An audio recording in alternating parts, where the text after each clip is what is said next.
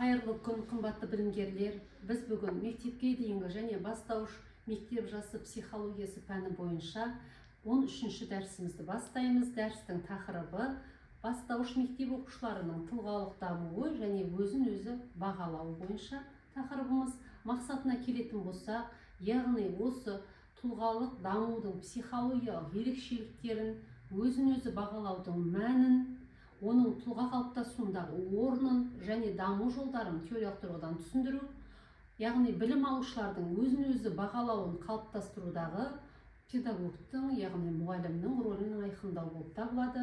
Дәрісімізді бастамас бұрын 12-ші дәріске шолу жасайтын болсақ, яғни 12-ші дәрісіміздің тақырыбы оқу мотивациясы және бастауыш мектеп оқушыларының танымдық қызығушылығының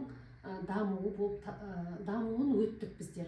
Ол жерде нені қарастырдық? Яғни бұл кезде бастауыш сынып білім алушысының оқу мотивациясының мәні, мотивтардың түрлеріне тоқталдық және танымдық қызығушылықтағы осы мотивтердің, оқу мотивтерінің рөлі неде және педагогтардың, яғни осы психологиялық шарттарын түсіндірдік. Олай болса, бүгінгі дәрісімізді бастаймыз. Яғни тұлғалық даму дегеніміз не?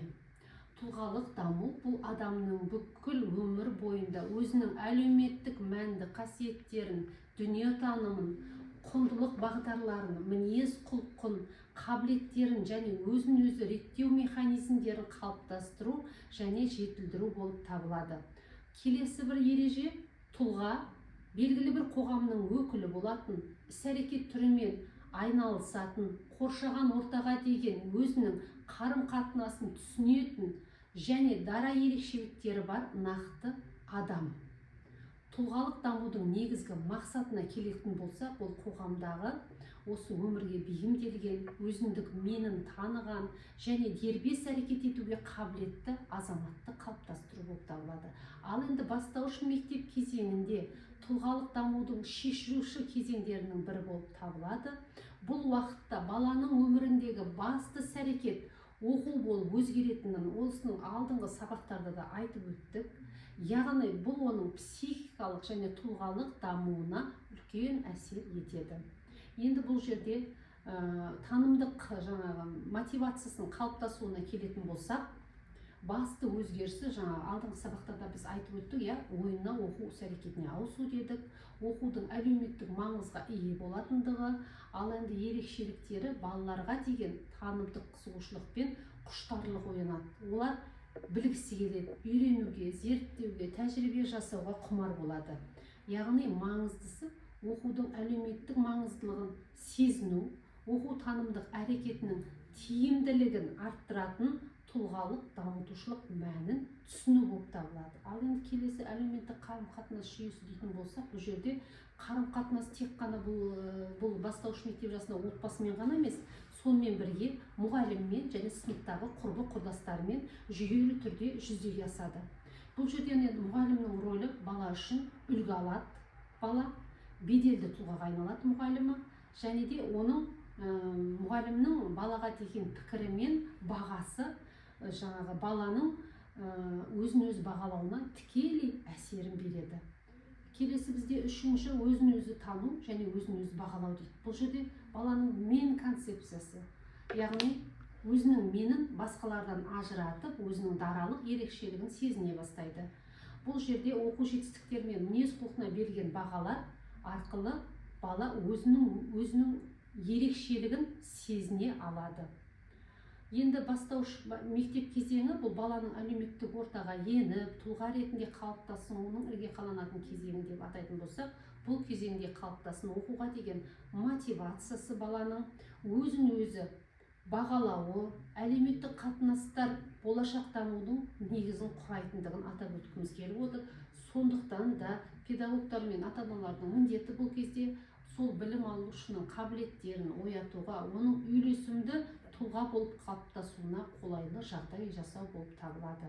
Енді бастауыш мектеп жасындағы тұлғалық дамудың негізгі бағыттарына келетін болсақ, негізгі бағыттары мінекей слайдта беріліп тұр. Бұл жерде ең бірінші танымдық белсенділіктің дамуы, келесі ерік жігерінің қалыптасуы, бастауыш сынып білім алушысының, одан кейін әлеуметтік қарым-қатынастарды меңгеруі, эмоциялық дамуы, өзіндік сана сезімнің дамуы. Енді осылардың әрқайсысын ашып өтетін болсақ, бұл кезде яғни жаңағы айтып өткендей оқуға деген қызығушылық, жаңа білімге ұмтылуын ашып өтетін болсақ, оқуды міндет ретінде емес, жетістікке жету құралы және табыстың негізі ретінде қабылдауға үйретуіміз керек.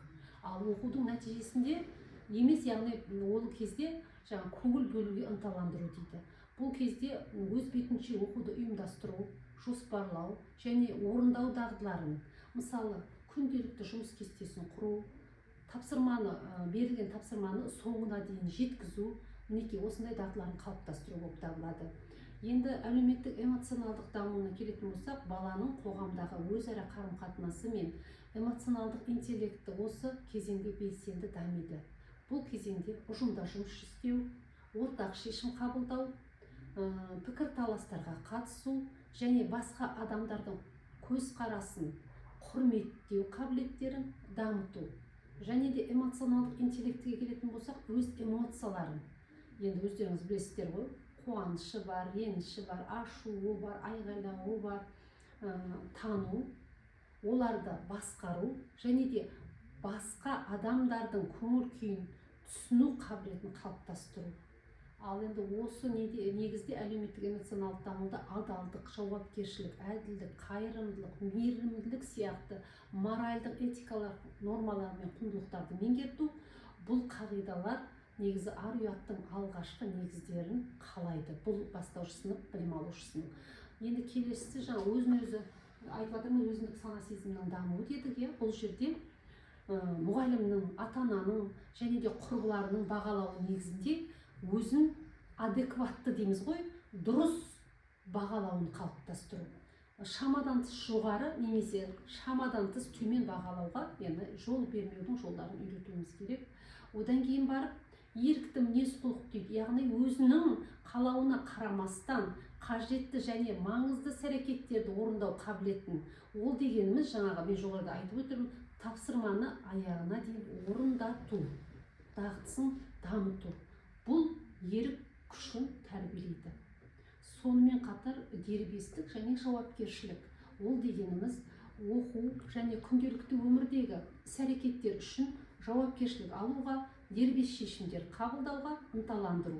Яғни бастауыш мектеп жасында тұлғалық дамудың негізгі бағыттарын жүзеге асыру, жан-жақты дамыған, әлеуметтік белсенді және өмірге бейімделген тұлғаны қалыптастырудың кепілі болып табылады. Бұл кезеңде мектеп, отбасы және қоғамның өзара әрекеті баланың әлеуетін толықтай ашуға мүмкіндік беретіндігін атап өткім келіп отыр. Келесі бізде өзін-өзі бағалау. Өзін-өзі бағалау дегеніміз не? Енді бұны жан-жақты бірінші ашып өтейік. Яғни адамның өз мүмкіндіктері мен қасиеттерін, жетістіктері мен кемшіліктерін бағалай алу қабілеті. Бұл тұлғаны өзіндік санасының негізгі компоненті болып табылады.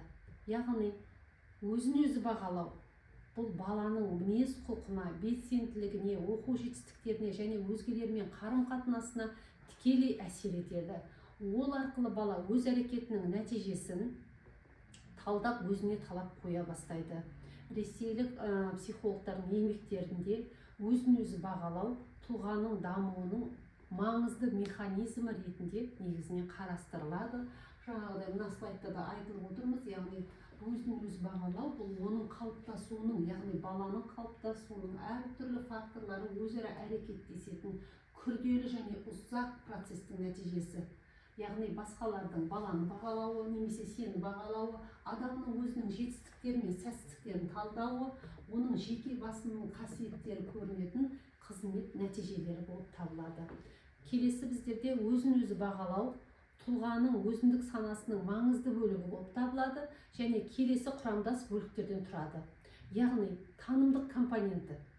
Ол дегеніміз адамның өзі туралы білімі, мен бейнесі. Яғни бастауыш сыныпта мен жақсы оқимын, мен ақылдымын, мен әдемімін, мен сұлумын деген сияқты нелерден көрінеді. Ал эмоционалдық компонентіне не жатады дейтін болсақ, ол өзінің қасиеттеріне және іс-әрекетіне байланысты туындайтын сезімдері. Мысалы дегеніміз кейбір балалардың өзіне деген сенімділігі өте жоғары, өзіне деген ризашылығын білдіреді. Немесе кейбір балдар бар, өте тұйық, ұялшақ дейміз ғой, білетінін де айта алмай қалады, біліп тұрады, но сондай бір белгілі бір деңгейде жеткізе алмайды, және де өзінің істеген әрекетіне қанағаттанбайтын мінекей оқушыларымыз да болады. Міне осыны айтылады. Ал енді еріктік компонент дегеніміз ол өзін өзі жақсартуға, мінез-құлықтың өзгертуге, сол сияқты мақсатқа жету үшін белгілі бір алдын алуға, ерік жігерді жұмылдыруға деген талпынысы.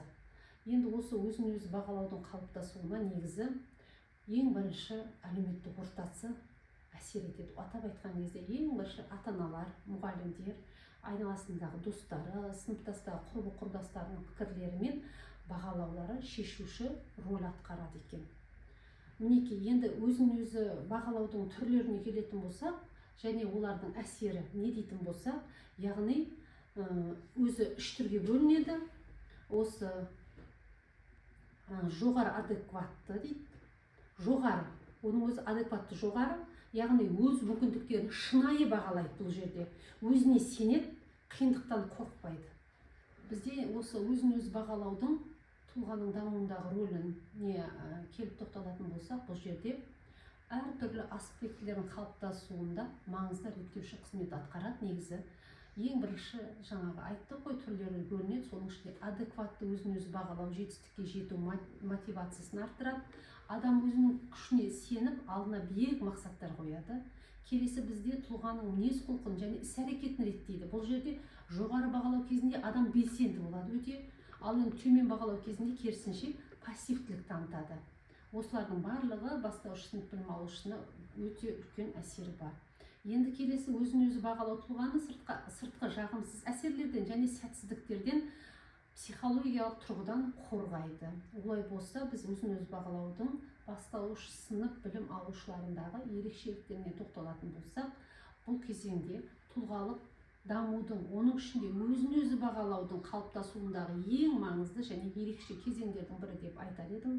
Бұл кезеңде баланың өзі туралы түсінігі, мен деген концепциясы дейді ғой, тұжырымдамасы қалыптасады, және бұл үдеріске мектепке бару, оқу әрекеті және де мұғалімнің пікірі үлкен әсерін береді. Осы жастағы білім алушының өзін өзі бағалауы мен тұлғалық дамуының өзара байланысына келетін болсақ, өзін өзі бағалауы бұл жерде тұлғалық дамудың өзегін құрайды. Яғни білім алушының өзін дұрыс бағалауы, оның оқу жетістігіне, қарым-қатынас мәдениетіне, мінез-құлқына және өмірлік ұстанымына әсерін білдіреді екен. Мінекей слайдта көріп отырғандай, оқу әрекетіндегі табыс өзін өзі бағалаудың өсуіне әкеледі. Оқу әрекетінің нәтижесі баланың өзін өзі бағалаудың жоғарылатады. Бұл оның еңбек сүйгіштік сезімдерін күшейтетінін атап айтып отыр. Содан кейін өзін өзі бағалау ырықтылықтың дамуына көп әсерін береді. Бұл жерде өзіне сенімді, яғни жоғары өзін өзі бағалайды. Балада мақсат қоюға және де оған жететін ерік жігерін барынша көрсетеді. Келесі бізде өзін өзі бағалау әлеуметтік қарым-қатынасы, яғни адекватты өзін өзі бағалайтын оқушы сыныптастармен тиімді қарым-қатынас орнатады, ұжымдағы өзінің орнын түсінеді, және төмен бағалайтын балада тұйықтық болуы мүмкін. Ал енді ересектердің осы жастағы балаларды бағалауы өзін өзі бағалаудың ішкі жүйесіне жатады.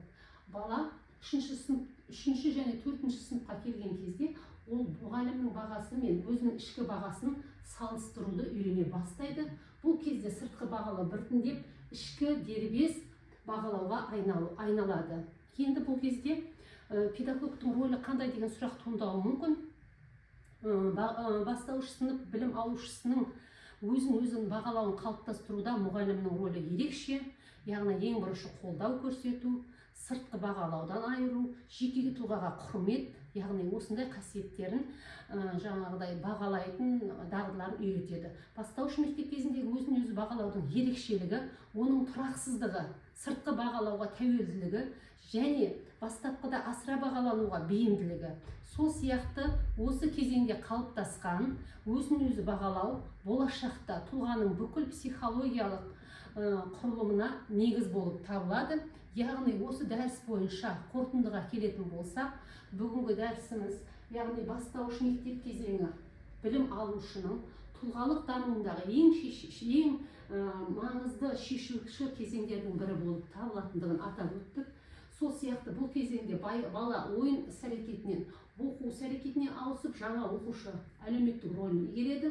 Бұл кезде мұғалімнің міндетіне келетін болсақ, білім алушының адекватты, тұрақты және оң өзін бағалауға қалыптастыруға жағдай жасау болып табылады.